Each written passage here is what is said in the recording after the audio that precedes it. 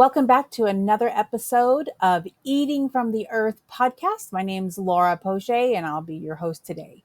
Today, I'm going to be talking about manzanita sugar, how to process manzanita berries and make manzanita sugar.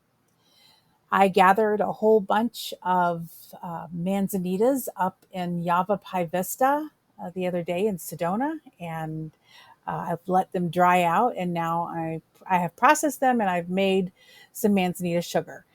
Manzanita sugar is different from table sugar in that it's not quite as sweet.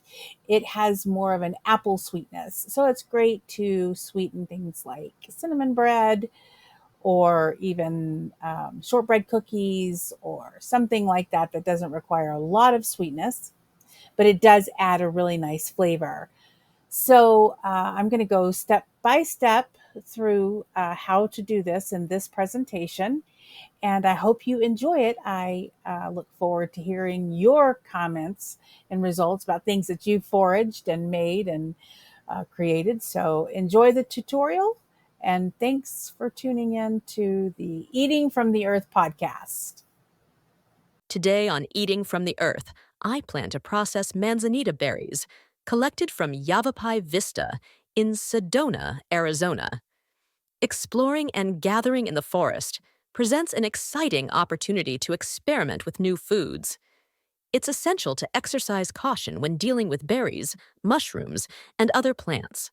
Prior knowledge of what you are gathering ensures you discover safe and delightful foods. Manzanita, known for its sweet tart berries, has been a valuable resource for indigenous peoples for centuries. The term manzanita originates from Spanish, meaning little apple. The berries not only look like small red apples, but also impart an apple cider flavor when infused in hot water. Apart from being brewed as tea, some people also enjoy snacking on them to savor their tangy powder, reminiscent of the candy sweethearts. They ripen from June to October, varying based on species and location. I gathered these tiny berries in northern Arizona, in Sedona back in July, dried them for a few days, and later processed them to create manzanita sugar. Stay tuned as I guide you through each step of making this unique sugar. First, while picking the berries directly off the branches with my gloved hand, I noticed a significant amount of debris among them. Since the leaves were quite dry, many of them ended up in my collection bag.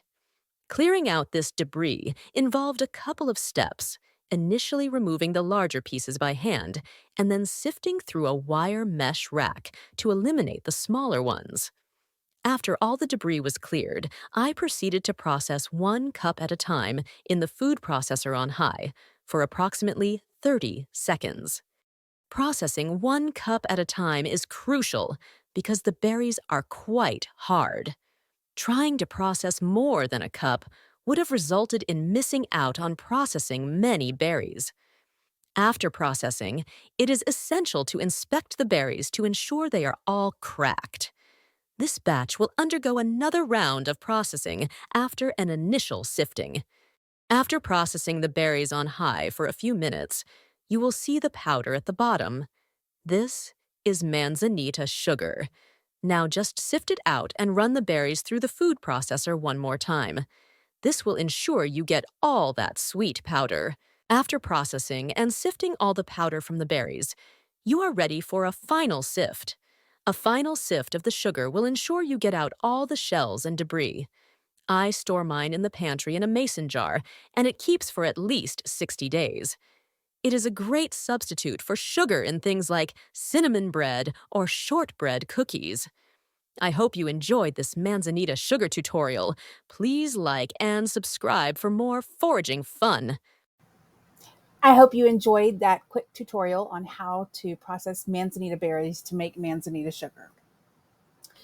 Foraging can be so much fun, and I have had so much fun learning about foraging. And my new book coming out, Hunt, Gather, Forage, Eat, will document a lot of those adventures. But the main thing to remember is that you don't have to forage to learn how to eat as if you were hunting, gathering, or foraging. You just have to really eat from the earth. And the earth food that comes from the ground is not full of preservatives and chemicals and polishes to make it shine and look pretty. Earthy foods look pretty earthy. They don't have all of the shining, perfect shapes and gloss that you find in the produce section of your grocery store. So, eating from the earth means either growing it yourself or buying it from someone else who grew it and that you know where it came from. Many grocery stores do offer local sections with locally grown food from small farmers. So, maybe look into that or even at your local farmers market. The less chemicals and the less preservatives and the less genetically modified foods that we put into our body, the easier it is going to be for our bodies to heal.